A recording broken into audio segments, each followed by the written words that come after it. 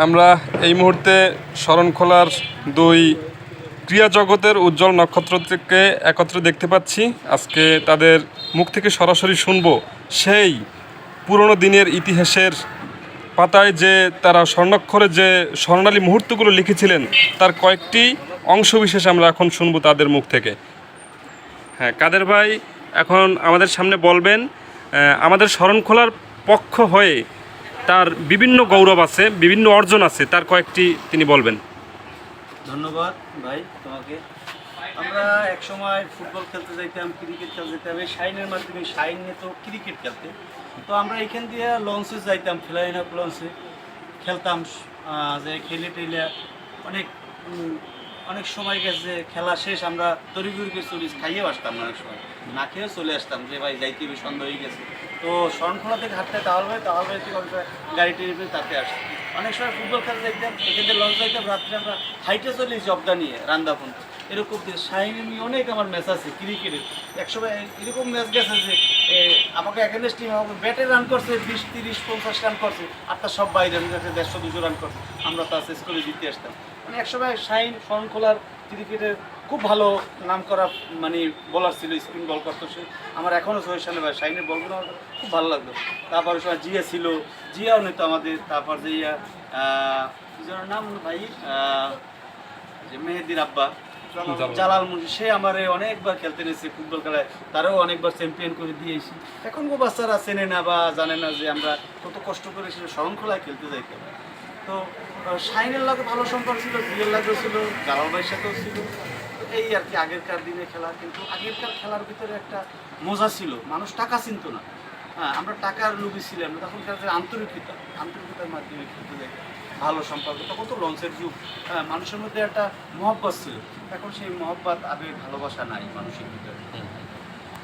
আচ্ছা, আপনাদের মানে একই সাথে খেলেছেন একই টিমে, কিন্তু কোনো টুর্নামেন্টের চ্যাম্পিয়ন হয়েছেন এরকমের কোনো ইতিহাস আছে? হ্যাঁ, শরণখোলায় যে কয়টা আমরা ম্যাচ খেলতে গেছি শাহিনের মাধ্যমে, কয়টা ইনশাল্লাহ আমরা চ্যাম্পিয়ন হয়েছি। কয়টাই আমি এখন বলতে রানার আপ হইনি। আর শরণখোলা বলতে বগি একটা টুর্নামেন্ট হয়েছিল। আচ্ছা, এটা কি ফুটবল না ক্রিকেট? সেটা ক্রিকেট। আমি তো ক্রিকেট খেলতাম, অনেকেই জানে। কিন্তু শরণখোলা উপজেলায় অনেকেই জানে আপনি ফুটবল খেলোয়াড়, এইটাই বেশি জানে। কিন্তু আমরা যখন শুনলাম ক্রিকেট ভালো খেলতাম, আমি অলরাউন্ডার ছিলাম, বলও করতাম ভালো, ব্যাটিংও করতাম ভালো। কিন্তু এখন বল আপনারা জানেন না, এটা বাস্তব। হ্যাঁ, সেটা অনেকেই জানে না। ফুটবলার হিসেবেই আপনাকে চেনে, কিন্তু আপনি ক্রিকেটেও। হ্যাঁ। এবার আপনারা শাহরিয়ার শাহিন ভাইয়ের মুখ থেকে শুনবো যে আপনাদের দুজনের একসাথে যে ম্যাচে খেলছেন এরকমের একটা দুটো ম্যাচের স্মৃতি। ধন্যবাদ। একটু জোরে। আমি এখানে মাউথ স্পিকার হলে ভালো হতো। আমি বসে আছি কাদের ভাইয়ের পাশে। এটা হলো অবিসংবাদিতভাবে নিশ্চিত যে শরণখোলা থানার ভিতরে ফুটবল হোক আর ক্রিকেট হোক, দুটো ব্যাপারই কাদের ভাইয়ের সমকক্ষ বা কাছাকাছিও কেউ আছে বলে এ নিয়ে বিতর্কও হবে না, তার কাছাকাছিও কেউ নেই। আমি যদি আমার কথাই বলি, আমি যখন খুব ছোট, যখন আমি রায়ন্দাও ঠিকমতো আসতে পারতাম না বা রায়ন্দা আসা শুরু করি নাই, ক্লাস 5-6-এ পড়ি, তখন আমি শুনতাম যে কাদের নামে একজন খেলে, সে এক ভারপোস্ট থেকে শর্ট করে অন্য ভারপোস্টে চলে যায়, কিপারের কাছে বল চলে যায়। এটা আমার বড় ভাইদের কাছ থেকে শুনতাম। তো এরপরে যখন একটু ধীরে ধীরে বড় হলাম, এই রায়ন্দা আসলেই, যেহেতু খেলাধুলো পছন্দ করি, রায়ন্দা আসলেই খেলার মাঠের আশেপাশে উঠতাম এবং দেখতাম যে কাদের ভাই একা অনেক সময় বল নিয়ে দৌড়াইতেছে, একা প্র্যাকটিস করতেছে। এটাকে এভাবে বলা যায় যে শরণখোলার ক্রীড়া সেক্টরে কাদের ভাই একটা অধ্যায়, একজন পার্সন না, একটা অধ্যায়।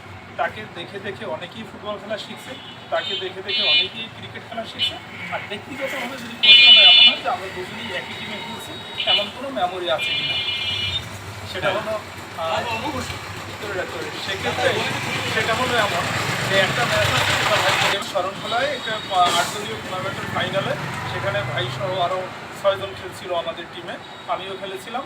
তো ওইটা আমরা একসাথেই চ্যাম্পিয়ন হয়েছিলাম এবং একাধিক আরও ম্যাচ আছে। তো ওইটা এই মুহূর্তে মনে পড়তেছে যে ভাইও ছিল, এবং আমি তখনও কৃতজ্ঞতা এবং ধন্যবাদ জানাতাম, এবং এখনও আমি জানাচ্ছি যে কাদের ভাই আমাদের যতটা স্নেহসুলভভাবে দেখতো, আমাদের সাপোর্ট করতো, আমাদেরকে সহযোগিতা করতো, এজন্য কাদের ভাইকে অসংখ্য ধন্যবাদ।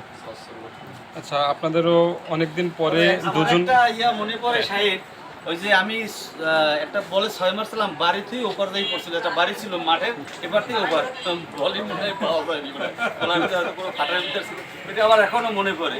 তখন তো পলাশে বলে মারছিলাম, মনে হয় যে 6টা। আচ্ছা, হ্যাঁ হ্যাঁ, আপনাদের এই সময়টাতে আপনারা শুধু শরণখোলার হয়ে, তো আপনি আমাদের শরণখোলার হয়ে কিন্তু অন্য জায়গায় দূরে দূরে খেলেছেন। আমার শরণখোলা হয় অন্য জায়গায় খেলছি, এটা তো ধরেন আমার থানার ভিতরে, কিন্তু আমি তো বিভিন্ন জেলা লেভেলে বিভিন্ন জাতীয় পর্যায়ে 2টা লিগ ম্যাচ খেলছি, যেরকম Bashundhara cup, ATN Bangla cup, এও আমি খেলছি।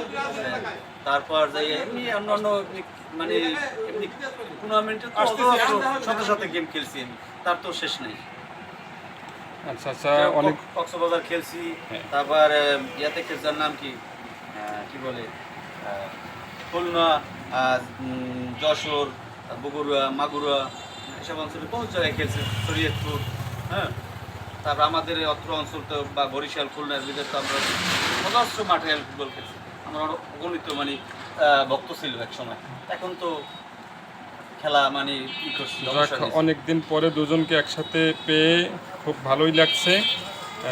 আমরা সেই পুরনো দিনের গল্প নয়, এগুলো সবই সত্য, সেগুলো শুনলাম। দুজনকেই ধন্যবাদ এবং দুজনের জন্যই শুভকামনা। এর সাথে বলে রাখি, এতটুকু বলি যে কাদের ভাই যখন বল করতো তখন সব ব্যাটসম্যানের বুক ধরপড় করতো। এটা হলো ব্যাপারটা এমন যে এটা কোনো বাড়তি কথা না।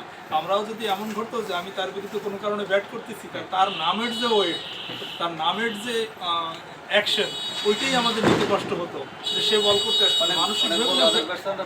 করতো যে আমার আমি না না, আমরা যেটা জানি সেটা হচ্ছে কাদের ভাই মাঝমাঠ থেকে ফুটবলে বল পাইলে গোলকিপারের বুকও ধরবর করতো, এরকমের একটা এবং পরিস্থিতি। আমি এই এক সময় ভাবতাম যে সে এখন খেলতেছে না, এখন ওই খেলার নেশার টানে যায়।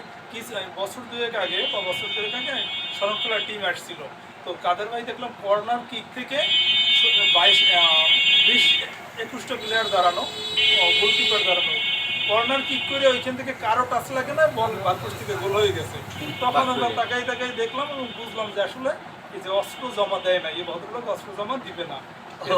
ট্রেনিং ট্রেনিং অস্ত্র জমা দিছি, কিন্তু এর ট্রেনিং কোনো জমা টমা নাই। ধন্যবাদ কাদের ভাই। ধন্যবাদ দুজনকে।